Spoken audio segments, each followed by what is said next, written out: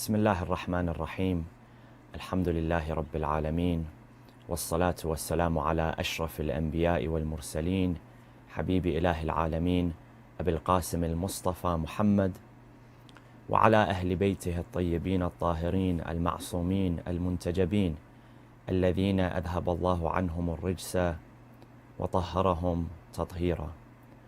قال الله في كتابه الحكيم: بسم الله الرحمن الرحيم: ويقول الذين كفروا لست مرسلا قل كفى بالله شهيدا بيني وبينكم ومن عنده علم الكتاب. صدق الله العلي العظيم. My dear brothers and sisters, Assalamu alaikum wa rahmatullahi wa barakatuh.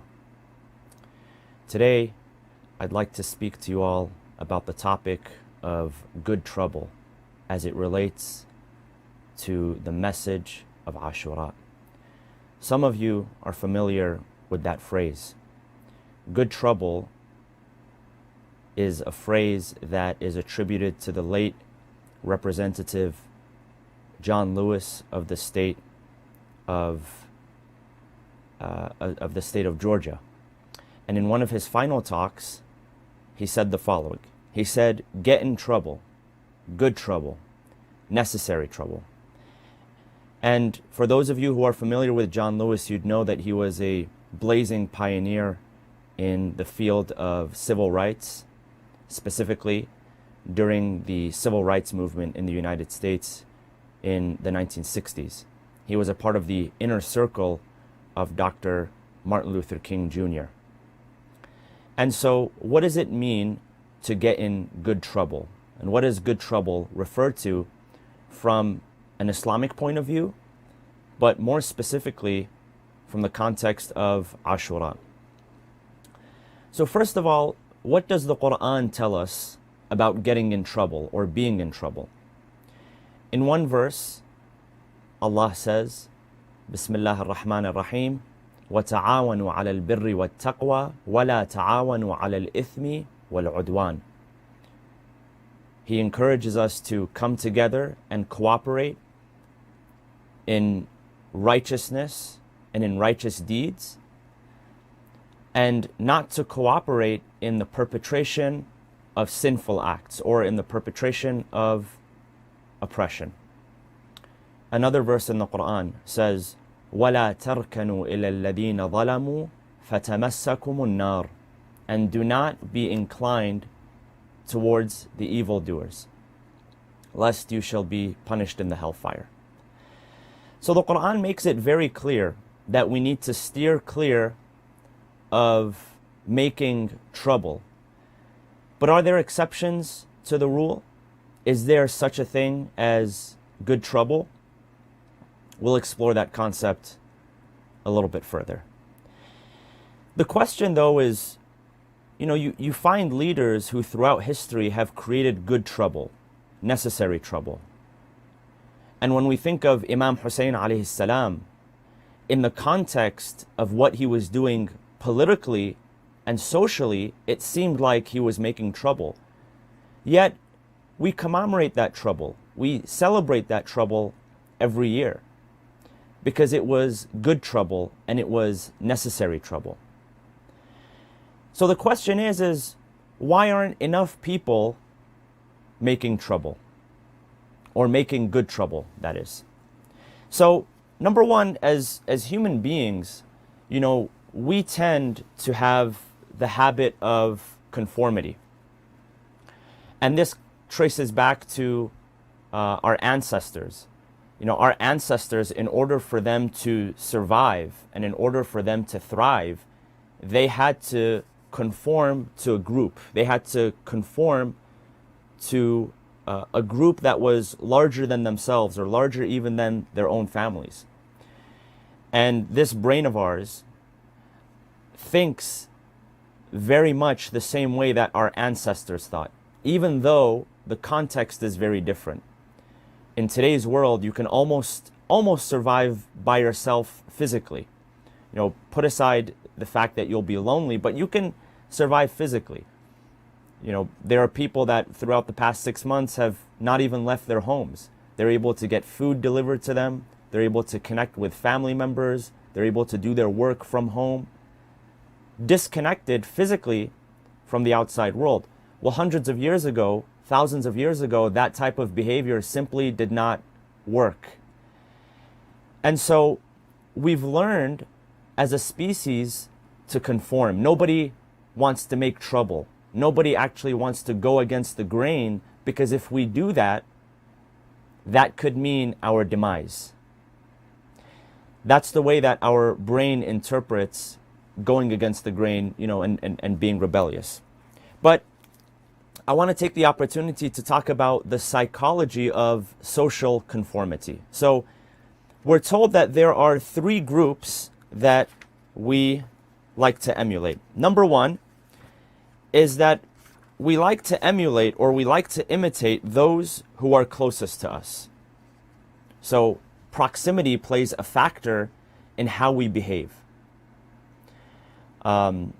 So you find that people will pick up the habits, both the good and the bad habits, of those that they are closest to. You find that we will pick up the ideas, the behaviors, the mindset and the philosophy of those that we are closest to. And there are many studies that have been done in this regard. So I just wanted to share a couple of them with you. So for instance, when it comes to food, there was one study that tracked 12,000 people for 32 years and found that a person's chances of becoming obese increased by 57% if he or she had a friend who became obese. Why? Because if you're hanging out with that person, you're likely to pick up the same eating habits that they are. So that's one aspect to conformity. Why people conform? It's because of proximity. Another is, when it comes to conformity, is we like to follow the many, and we like to imitate the many, the majority. And that's why you've noticed that when people decide to go on a trip or visit a certain restaurant, what's the first thing that they'll do? They'll go to Google, or they'll go to Yelp and they'll read reviews, or TripAdvisor. They want to understand what's going on in the world around them. What are most people, what's the majority of people doing, so that they can imitate. That's number two. And number three is that we tend to imitate the powerful. When we see the powerful behave in a certain way, act in a certain way, speak in a certain way, we want to imitate that. And again, that goes back to the way that our ancestors behaved. Normally, the most powerful person was the one who had access to the most resources. And so if you had access to resources, that would ensure your survival and the survival of your family members. So in a way, this begins to explain the psychology of social conformity and why people are less likely to rebel or go against the grain. And imitating the close, the majority, and the powerful has nothing to do with right or wrong. And so that's why whatever is going on around us, we tend to sort of adapt within our own life. There's a hadith which is attributed to Imam Ali alayhi salam, where he basically says, do not fear the path that has little followers because of the fact that it has little followers. Do not fear the path of truth because of its lack of followers. If you see two paths in front of you, one is the road more traveled, and the other is the road less traveled. Do not fear the road less traveled. Do not fear the right one if it's less traveled, is what the Imam says in that narration. And again, in the Quran, Allah says to the Prophet, peace be upon him, He says to him, Bismillah ar-Rahman ar-Rahim, وَيَقُولُ الَّذِينَ كَفَرُوا لَسْتَ مُرْسَلًا قُلْ كَفَى بِاللَّهِ شَهِيدًا بَيْنِي وَبَيْنَكُمْ وَمَنْ عِنْدَهُ عِلْمُ الْكِتَابِ. That the disbelievers will come to you, Ya Rasulullah, and they will tell you that you're not a messenger. It's bogus, it's baloney, everything that you're saying. It has no truth to it. God tells him to respond. He says, say to them, قُلْ كَفَى بِاللَّهِ شَهِيدًا بَيْنِي وَبَيْنَكُمْ وَمَنْ عِنْدَهُ عِلْمُ الْكِتَابِ. Say, it doesn't matter if you believe me or you don't believe me. It's enough that I have one witness on my side, one person that's on my side, and that is the one with the knowledge of the book. And in a narration narrated in Usul al-Kafi, that person that's described in the verse is none other than Al-Imam Amir al-Mu'mineen Ali ibn Abi Talib salawatullah wa salamu alayhi. God is telling the Prophet that you don't need to care about what those who are closest to you are saying, such as your family members, the ones, of course, that went against you. You don't need to worry about what the majority is saying. You don't need to worry about what the powerful are saying or what they're not saying. As long as you have this person by your side, that's all you need. So that was a form of support and encouragement to the Prophet, peace be upon him. So going back to this topic of good trouble, there's a number of examples in history where people created good trouble, necessary trouble, and they paid the price of it. But they did so because they were not thinking short term, they were thinking long term. See, people tend to question, why is it that Imam Hussain alayhi salam and his Ahlul Bayt, his family, and his companions, why did they do what they did? And when you look at it from a short-term point of view or a short-term aspect, yeah, it doesn't make any sense. But the Imam was thinking so many more years ahead. If you remember the last time I spoke, I believe it was last week or maybe the week before, the example of the Vietnam War that took place between the United States and Vietnam, and how the Vietnamese minister told Robert McNamara, he said, look, you were fighting to defeat this idea of communism. We have been defending ourselves for more than 1,000 years. So one side was thinking long term, the other side was thinking short term. When it comes to this idea of good trouble, I want to share an example with you, and this example has contemporary implications. In 1846, there was a doctor by the name of Ignaz Semmelweis. He was a Hungarian obstetrician, and he was a doctor at the Vienna General Hospital. So he arrives at this hospital in the year 1846, and the first thing that he notices is that the mortality rate for women who had just given birth was shockingly high. So when he arrives there, he's trying to figure out what's going on, what's happening. So the first thing that he notices during his observations is that the women that were being treated by the doctors were dying at a much higher rate than the ones that were being treated by the midwives. That was his first observation. So he started to observe their daily practices, their daily rituals. And what did he find? He found that the first thing that the doctors would do in the morning, that the midwives were not doing, the first thing that the doctors would do is that they would go and perform autopsies on the cadavers of the woman that had just passed away from the disease that was going around. And this is long before germ theory was developed, long before Louis Pasteur and the other pioneers of germ theory came out with that theory. He found that these doctors were not washing their hands. You know, when we talk about washing hands and how important it is to wash hands, they weren't washing their hands, and they would go directly to help those midwives. Directly to help the ladies who had just given birth. Whereas the midwives, they would not interact. They weren't washing their hands, but they would not interact with the cadavers the same way the doctors would. And so he came up with a solution which was unheard of at the time. He had the doctors wash their hands in a chlorinated lime solution. Now, imagine, these are doctors that already have so much to put on their plate.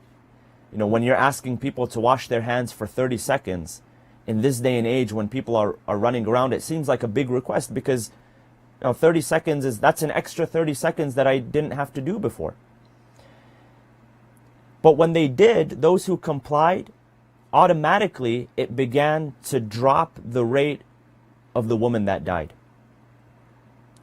Now, even though it showed a difference, it was something that was different for those doctors, so they didn't want to comply. In fact, his own supervisor thought that he was crazy, and he went on the offensive. He started to stir good trouble and necessary trouble, but he had to pay the price. He started to put on presentations and refer to those doctors who refused to comply as the murderers of babies. So finally, they all gathered, and he eventually, because nobody was listening to him, he had a nervous breakdown. And they threw him in a mental institution where he was beat to the point he was so badly wounded that the infections of those wounds caused his death at the age of 47 years old. And this is what he said on his deathbed.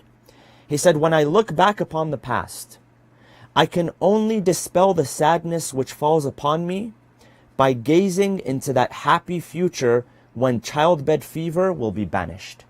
He says, even though I've lived, it's so sad what has happened to me.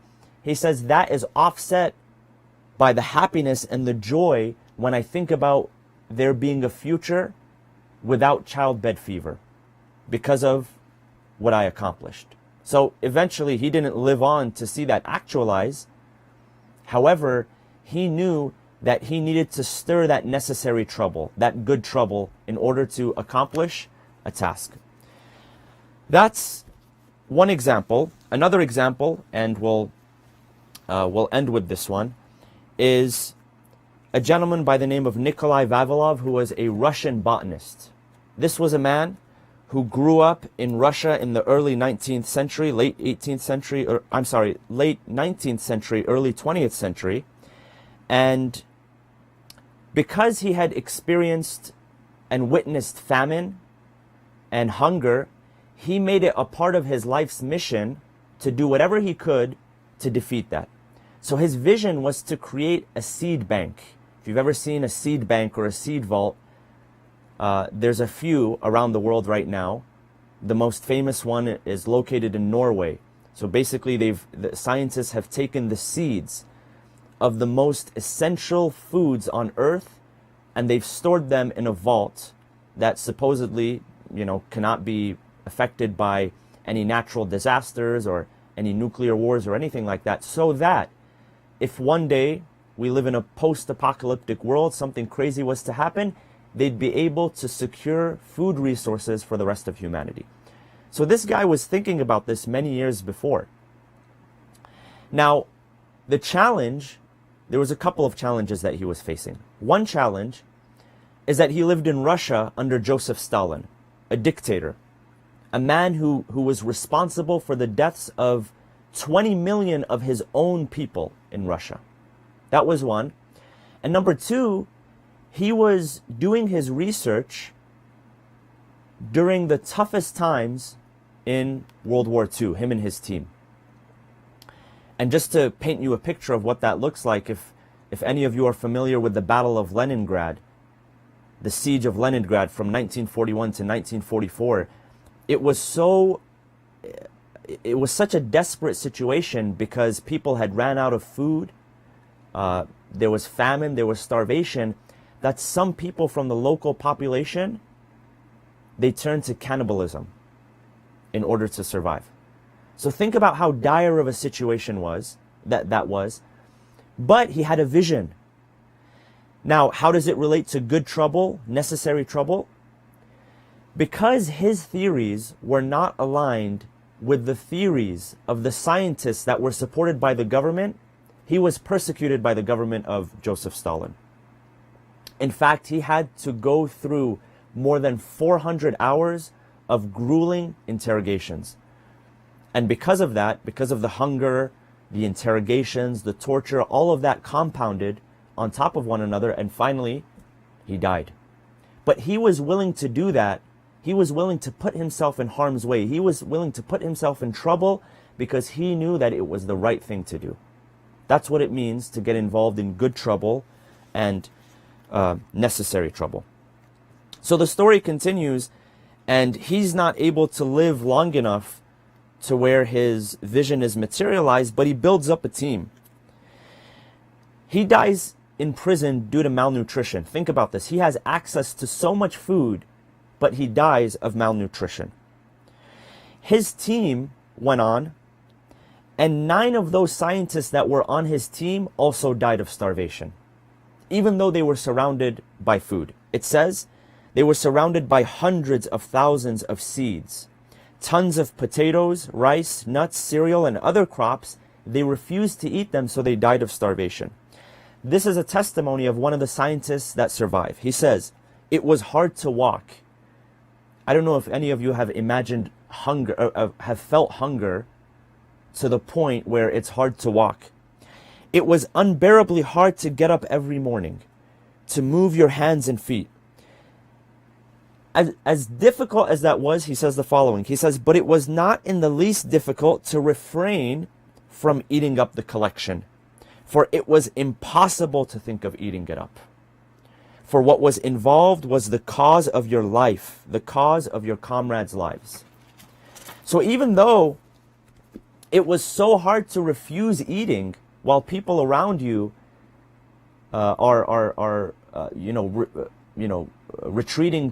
resorting to cannibalism, and eventually in that war, Adolf Hitler found out that there was this seed bank in Leningrad, so he put his own team. So imagine, not only your own government, but the government that's fighting against you is going after everything that you have, and no one would blame you if you were going to eat, but because it violated their principles, they didn't do it.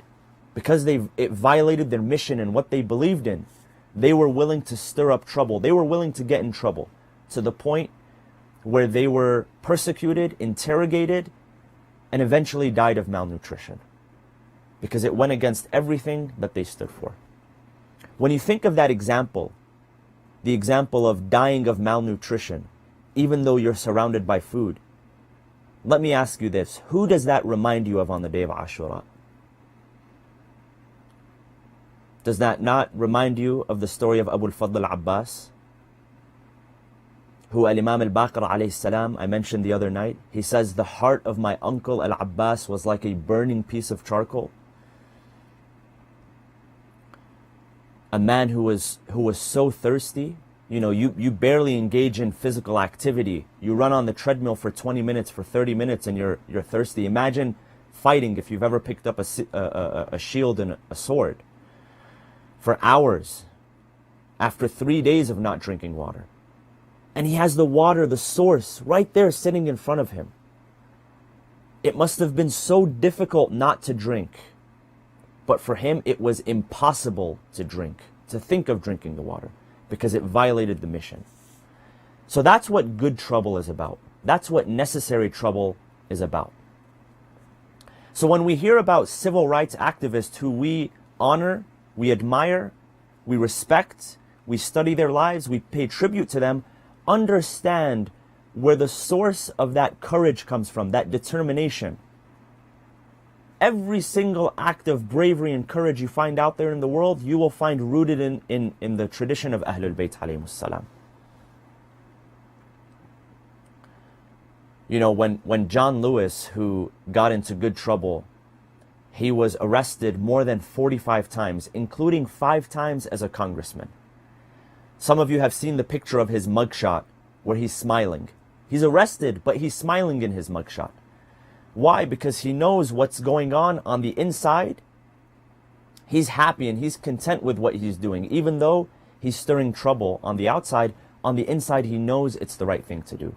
And so that reflects in his facial expressions. There's a hadith, and this is saying number 26 in Nahj al-Balagha. This is by Al-Imam Amir al-Mu'mineen alayhi salam. He says, مَا أَضْمَرَ أَحَدٌ شَيْئًا إِلَّا ظَهَرَ فِي فَلَتَاتِ لِسَانِهِ أَوْ صَفَحَاتِ وَجْهِهِ وَصَفَحَاتِ وَجْهِهِ. That nothing is concealed within, nothing is hidden within, except that it appears either by a slip of a tongue or through your facial expressions. So when you're content on the inside, when you're happy on the inside, when you're thinking about something on the inside, eventually it's going to reveal itself through your expressions. either your facial expressions or a slip of a tongue. Many years later, Sigmund Freud spoke about that, and now, they attribute that theory to Sigmund Freud. So that's why when you say something, when you have a slip of a tongue, and you reveal your true intentions, they call that a Freudian slip. Imam Ali alayhi salam spoke about this 1400 years ago, before Sigmund Freud did. So, the message is, brothers and sisters, that yes, Imam Hussain, Abul Fadl al-Abbas, the Ahlul Bayt alayhimus salam, they caused trouble. They caused good trouble. They caused necessary trouble. And sometimes it's important to rattle the cage. Sometimes it's important to cause some necessary trouble, some good trouble. That's one of the lessons that we learn from the life of the Ahlul Bayt alayhimus salam. We ask Allah subhanahu wa ta'ala to allow us to be the pioneers of the legacy of Ahlul Bayt. We ask Allah subhanahu wa ta'ala to allow us to manifest the principles and the values that the Ahlul Bayt alayhimus salam believed in and left behind for us. Brothers and sisters, this is a day of Friday, a day where supplication is received, where it's heard. For those of you who people who are ill, those who are suffering around the world, let us remember them all in our supplications on this day. Bismillah ar-Rahman ar-Rahim. Allahumma aghfir lil mu'minina wal mu'minat wal muslimina wal muslimat al ahya'i minhum wal amwat tabi' baynana wa baynahum bil khayrat innaka mujibu ad-da'awat innaka qadi al-hajat innaka ala kulli shay'in qadir برحمتك يا أرحم الراحمين وصلى الله وسلم على سيدنا محمد وعلى أهل بيته الطيبين الطاهرين.